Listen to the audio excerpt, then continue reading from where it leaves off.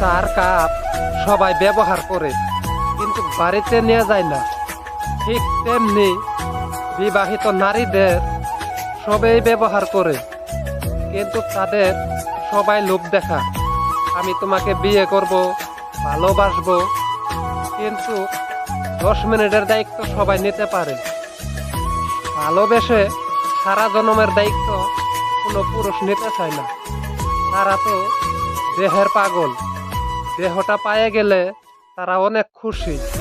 তারা তো বিবাহিত নারীদের তারা সুযোগ পায়ে ভোগের মতো ফান পেতে তারা কাজ আদায় করে, এটাই বাস্তব।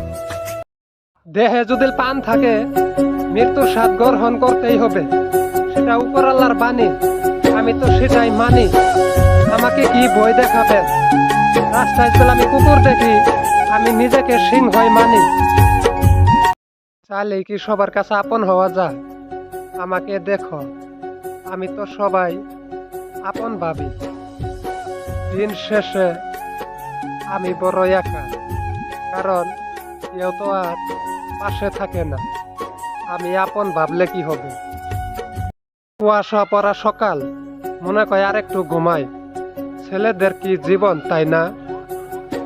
স্বপ্ন তো দূরের কথা, ঠিক মতন ঘুমিয়ে পূরণ হয় না। আর স্বপ্ন পূরণ হবে কিভাবে? স্বপ্ন তো অনেক দূর পিছিয়ে রয়েছে, পূরণ আর কোনো দিন হবে না। যে মেয়ে তোমার বুকে ঘুমাহে, সেটা হলো তোমার আদরের ছোট্ট মেয়ে। আর যে মেয়ে তোমার পাশে ঘুমাহে, সেটা হলো আপনার স্ত্রী। আর যে মেয়ে আপনার পাশের রুমে ঘুমাহে, সেটা হলো আপনার আদরের ছোট বোন। আর যে মেয়ে আপনার জন্য চোখের পানি ফেলে, সেটা হলো আপনার নিজের মা। তাহলে কিভাবে একটা মেয়ে রাস্তায় চলার পথে কিভাবে মাল হয়? নবীজি বলেছেন, যে ব্যক্তি ভাঙ্গা অন্তর জোড়া নাগাবে, সেই ব্যক্তি তো বিনি হিসাবে জান্নাতে যাবে। আর যেই ব্যক্তি জোড়া অন্তর ভেঙে দিবে, সেই ব্যক্তি তো বিনি হিসাবেই জাহান্নামে যাবে। আমি তো সেই বইটাই পাচ্ছি, কারোর অজান্তে কারোর মন ভাঙলাম কি না, আমি তো সেই বইটাই খাচ্ছি। থাকতে একবার কবরস্থানে আর শ্মশান ঘাটে যাইয়া ঘুরে আসবেন। কত মানুষের অহংকার শ্মশান ঘাটে পুরে ছাই হয়ে গেছে, আর কত মানুষের অহংকার কবরে মাটির সাথে মিশে গেছে। তাই আপনারা অহংকার করা ছেড়ে দিন, কবরকে শ্মশানকে ভালোবাসুন। মিষ্টি কথায় মিথ্যা বেশি, মিথ্যা মধ্যে হাসি বেশি। গরিব মানুষ কষ্ট বেশি, বড়লোক মানুষ স্বপ্ন বেশি। বোকা মানুষ ভালোবাসে বেশি, মধ্যবিত্তর স্বপ্ন বেশি। অসহায় কষ্ট করে বেশি, এটাই বাস্তব। টয়লেট তো সবাই ব্যবহার করে, কিন্তু সেখানে কেউ থাকে না।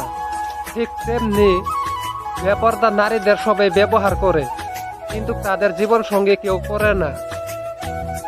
এক টাকা দামের চুল কেটেতেও কিন্তু প্লাস্টিকের পর্দা থাকে। তুমি তো খোলামেলা নারী, তুমি তো চুল কেটের চেয়েও সস্তা বেশি।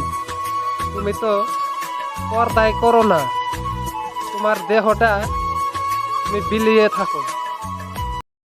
বিবাহিত মেয়ের এমন ভাবে হাত ধরবেন, হাত যদি ধরতেই হয় এমন ভাবে ধরবেন, দুইজনে হাত ধরাধরি, দুইজনে যেন একসঙ্গে যেন জান্নাতে যেন যেতে পারো, এইভাবে হাত ধরবেন।